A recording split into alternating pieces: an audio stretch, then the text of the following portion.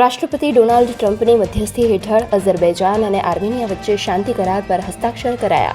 આ શાંતિ કરાર બંને દેશો વચ્ચે દાયકાઓથી ચાલી રહેલા સંઘર્ષનો અંત લાવશે. તો આનાથી આ કરારથી બંને દેશોને આર્થિક વેગ મળશે. રાષ્ટ્રપતિ ડોનાલ્ડ ટ્રમ્પ અને રશિયન રાષ્ટ્રપતિ વ્લાદિમીર પુતિન કરશે મુલાકાત. ડોનાલ્ડ ટ્રમ્પ સોશિયલ મીડિયાના માધ્યમથી આપી જાણકારી. તેઓ 15 ઓગસ્ટના રોજ અલાસ્કામાં મળશે.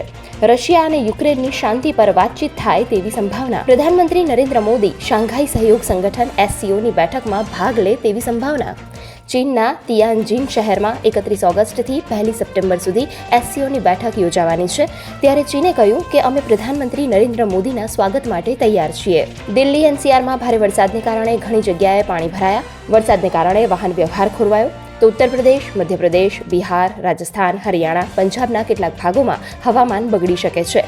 હિમાચલ પ્રદેશમાં ભારે વરસાદને કારણે 357 રસ્તાઓ બ્લોક કરાયા. આજે ભાઈ અને બહેનના પવિત્ર પર્વ રક્ષાબંધનની સમગ્ર દેશમાં થઈ રહી છે ઉજવણી.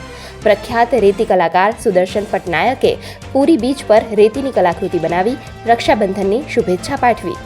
બ્યુરો રિપોર્ટ, દૂરદર્શન સમાચાર, અમદાવાદ.